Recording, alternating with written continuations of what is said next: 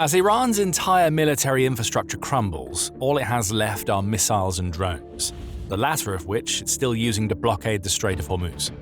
The US has had enough. F-15E Strike Eagles have taken flight, and they're doing something huge to reopen that vital waterway. The F-15s are beyond unstoppable. That's going to make the Strait of Hormuz blockade impossible. This is precision domination that is leaving Iran desperate as its production facilities are shattered. So desperate, in fact, that Iran is begging for an end to Operation Epic Fury and has been reduced to lying about the very fighter jet that the US has unleashed. But we'll get to all of that later, so stick with us until then. The big news is that the US has moved into a new phase of aerial strikes against Iran, and the F-15 is right at the center of that phase. With air defenses destroyed and missile launch sites being picked off as soon as they're detected, the US has moved from ruining what there is of Iran's military infrastructure, and it has now turned its sights toward what could be. Iran's military may be in tatters, but as long as its production facilities still exist, the regime could rebuild. That's where the latest F-15 strikes come into play. Leading a strike force that includes F-35s and B-1 bombers, America's F-15s are destroying Iranian production plants left, right, and center. Coast Reporter has noted this, pointing out that the Israeli Defense Forces have claimed that it's conducted a series of strikes against what it simply calls production sites in Iran. No more information was given, but the US is taking part in those strikes as part of Operation Epic Fury, and there is one strike in particular that shows that America's part in these attacks is all about opening up the Strait of Hormuz. As command and control centers burn, warehouses go up in flames, and military facilities building components explode, the US has zeroed in on Iran's Shahid drone production to ensure that the country's regime can't build more of the unmanned aerial terrors that it's been using to assault merchant ships attempting to sail through the Strait of Hormuz. We saw just how effective these strikes have been on March 24th, when the news broke that US air power had destroyed a drone engine manufacturing plant in the city of Qom. That factory built the turbojet engines that are used in Iran's Shahid drones, along with other aviation components, making it a vital facility for the Islamic Revolutionary Guard Corps, or IRGC, which is causing so much chaos in the strait. Militani provides the before and after, noting that satellite pictures taken on March 6th showed that the plant was still intact and operational. Fast forward to today, and it's gone. Nothing more than a crater in the ground after a likely F-15 took it out. What we're seeing here is the US moving into a new phase where it takes out drones that provide Iran with the means to fight back, albeit in fits and spurts, during Operation Epic Fury. These drones aren't only targeting ships, though we'll get to why the Strait of Hormuz problem is the one that the US really wants to solve in a moment.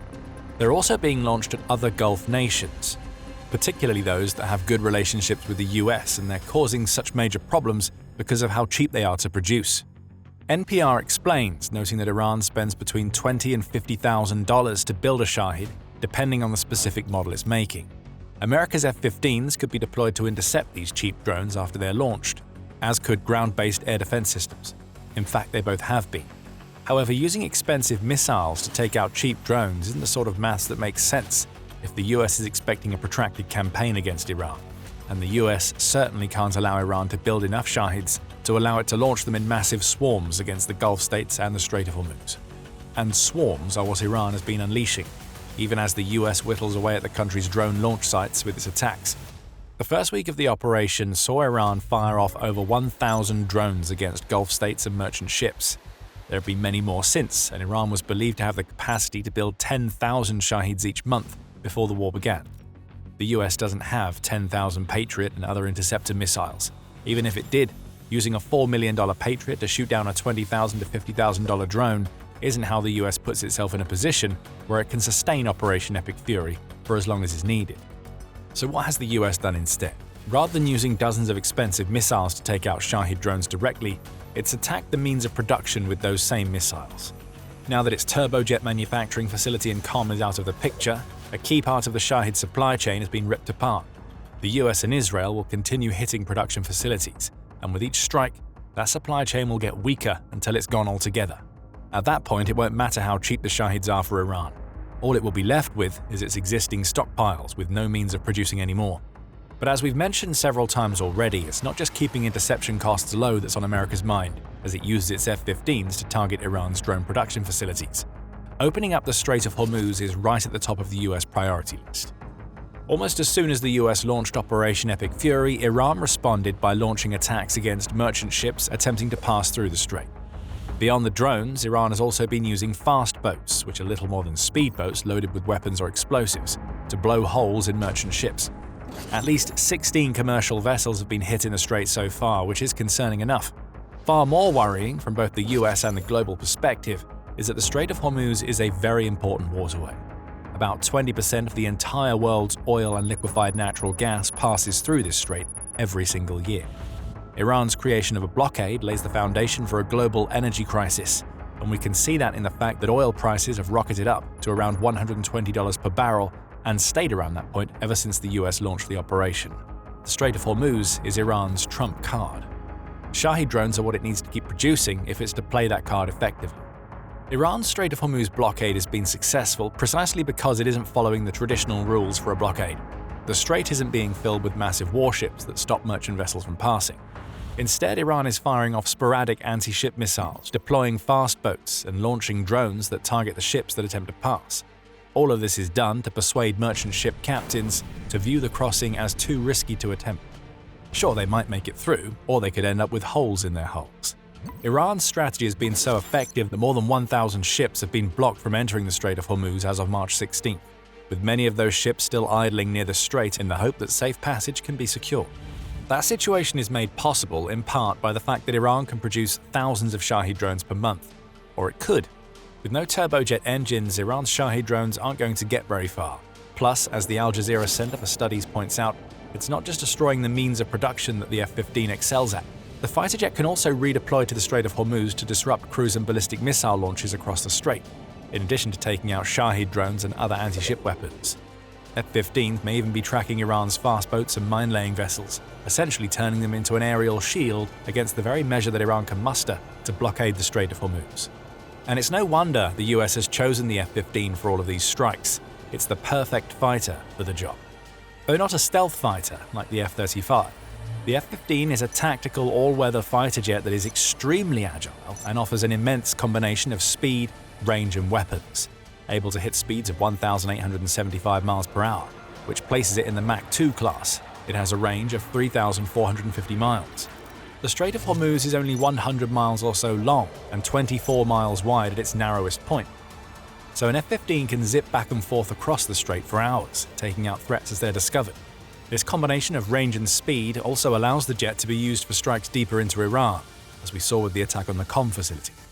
Then there are the weapons: Sidewinders, AIM-120 AMRAAMs, and GBU-54 bombs attached to Joint Direct Attack munitions that can all be loaded into the F-15. And on top of that, the jet has an internally mounted M61A1 20mm 6-barrel cannon, along with 940 rounds of ammunition that it can use to tear through any Shahed drones that Iran launches into the strait. So the F-15 is a double threat. It hits the means of drone production, as we've already seen, and then it heads back to the Strait of Hormuz to take out more of Iran's constantly dwindling supply of Shaheds. Iran has no answer for any of this. We'll explain why in just a moment, but while we're on the subject, you are watching The Military Show. If you haven't subscribed yet, now is the perfect time to hit the button. Now, we just said Iran has no answer for the US F-15s. At first, that might seem like a strange claim to make, especially as the F-15 isn't a stealth fighter, and Iran has invested heavily in its air defense network. Iran's problem is that its air defenses have already been shattered. F-15s can fly almost anywhere they want on Iran's territory and above the Strait of Hormuz because the US has achieved air superiority on a level that not even its top military leaders could have expected so early into Operation Epic Fury. That air superiority is such that Iran has been reduced to using an air defense strategy described by the national interest as shoot and scoot. This means that rather than the layered network the regime thought it could rely on, all Iran can do now is wheel out isolated mobile air defenses, rattle off a missile, and run away, while hoping that the missile connects. Iran has been claiming that this has happened at least once against America's F-15s, and we'll be covering that toward the end of the video. But what this shows us is that Iran's air defense network is essentially dismantled. The US and its F-15s still have to be careful. Isolated air defense systems can still be dangerous, but there's a reason why the US has flown over 8,000 sorties in Iranian airspace since it launched the operation, as Central Command Head Admiral Brad Cooper revealed on March 21st. Iran has not been able to stop the US. It can't, as its air defenses have been destroyed. which opens the way for F-15s to do their business on the mainland and the Strait of Hormuz. In other words, the US is able to move on to its next phase of Operation Epic Fury, which includes F-15 strikes against production facilities, because those facilities are no longer being guarded. As we said earlier, the US first took out what Iran already had, and now it's focusing on what Iran wants to build. But there is a pinprick of light at the end of a very long tunnel for Iran's regime. A chance for it to get out of the mess that it's found itself in, and once again, it has everything to do with the Strait of Hormuz. On March 22nd, US President Donald Trump announced that Iran had 48 hours to stop its attacks in the Strait of Hormuz, or the US would start bombing the country's energy infrastructure. You might think that this could be enough of a threat to Iran to make it think twice about what it's doing, especially because it knows firsthand that America's F-15s are waiting, and that they will be more than capable of hitting Iran's energy infrastructure as they've been hitting its production facilities over the past few days. And the day after delivering his deadline, Trump took to Truth Social to deliver a message in all caps, suggesting that talks between the two countries have been ongoing for a couple of days. I've instructed the Department of War to postpone any and all military strikes against Iranian power plants and energy infrastructure for a 5-day period, subject to the success of the ongoing meetings and discussions, Trump declared, suggesting that the end may be near for Operation Epic Fury. But Iran had to go and mess it all up. In its desperation, and we'll be exploring just how desperate Iran has become in a moment, Iran has continued to threaten ships attempting to move through the Strait of Hormuz. Beyond that, Iran's most recent attempt to act powerfully, while not doing what Trump has told the regime to do, is to start charging fees of up to $2 million for ships to pass through the strait. This isn't the clearing of the blockade that the US has demanded, and Iran hasn't helped its own case by also claiming that it will strike back against regional powers in response to any attacks on its energy infrastructure. Iran has interpreted the US extending a small olive branch as a sign of weakness. Its regime has misread the situation and responded with threats and bombast. The US knows how desperate Iran is to avoid more F-15 bombardments. It sees the reality, which is that Iran has been forced to resort to attacks against civilian ships because the regime knows that it can't do much of anything against the US in its superior air power. Cooper said as much on March 23rd, stating, "They're operating in a sign of desperation. In the last couple of weeks, they've attacked civilian targets very deliberately, more than 300 times." Iran's regime may also be crawling close to the point where its focus on hitting civilians, be they on merchant ships, in other Gulf states, or in its own territory, could lead to an uprising. Fighter jets and bombers, including the F-15, have devastated so much of Iran's military strength. Now we may just be weeks away from an uprising, Iran International reported on March 24th. Already weakened by the economic crisis that prompted the protests that sparked this entire conflict, Iran's regime has had to watch as its strength crumbles. The US proved how weak it was militarily, and its economy has been crippled even further. The uprising hasn't come yet, Iran International says, but it adds that the tipping point for Iran's regime may have already come. And it points out that oppressed people rarely move upon sensing the first sign of weakness in a regime. They move when command is thinner, when leadership is destroyed, when the infrastructure and production that keep the regime in place are shattered. The first two criteria have already been fulfilled in Operation Epic Fury. And now that F-15s are flying sorties all over Iran, the infrastructure and production facilities that keep Iran's regime in power are starting to crumble. Quiet streets right now aren't a sign that Iran's people have submitted. They may just be waiting for the right opportunity to strike, and that opportunity may come after yet another F-15 sortie takes out yet more of the means of production that Iran uses to oppress its own people, as much as it uses to build drones and weapons for attacking those outside of its borders. Maybe the hints of this uprising brewing are why Iran is making even more desperate moves. The country's foreign minister Abbas Araghchi has reportedly signaled that his country is ready to make a deal, and that he has received permission from Supreme Leader Mojtaba Khamenei to close the issue quickly. How true that is and how serious Iran's more fundamental sects are about such a deal is yet to be seen, especially if the deal requires concessions to be made in the Strait of Hormuz. The gap between the US and Iran still seems to be large enough to make Araghchi's words seem empty, but the fact that he's saying them at all shows us that Iran is still looking for a way out of this fight. That might be surprising if you've heard about what Iran is claiming to have done to the very type of airframe we've discussed in this video. On March 22nd, reports started circulating in Iranian media that Iran's air defenses had managed to shoot down an F-15. The message being delivered couldn't be clearer. As hard as the US has hit Iran, its air defenses could still take down one of the most important fighter jets in the US arsenal. However, not all is as it seems, as US Central Command said in a revealing X post published on the same day that the report surfaced. This is what the US Central Command had to say. False. Rumors claim the Iranian regime recently shot down a US F-15 over Iran. True, US forces have flown more than 8,000 combat sorties during Operation Epic Fury. No US fighter aircraft have been shot down by Iran. Iran is lying about the destroyed F-15.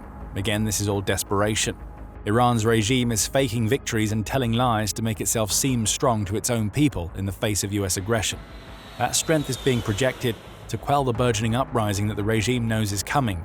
And at the same time, as F-15s fly unhindered in Iranian airspace, the country's politicians are signaling that they want an end to it all.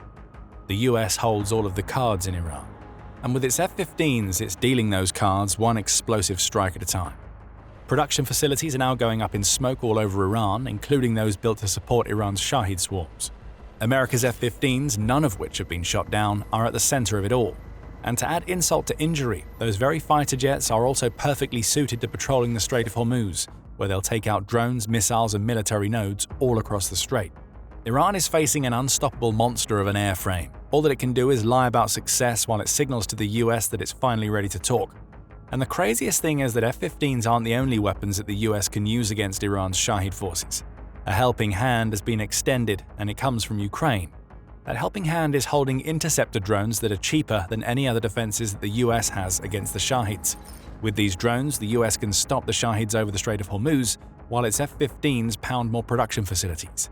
You can find out all about what Ukraine is doing if you watch our video. And if you enjoyed this video, make sure to subscribe to The Military Show to keep up with our coverage of Operation Epic Fury. And thank you as always for watching.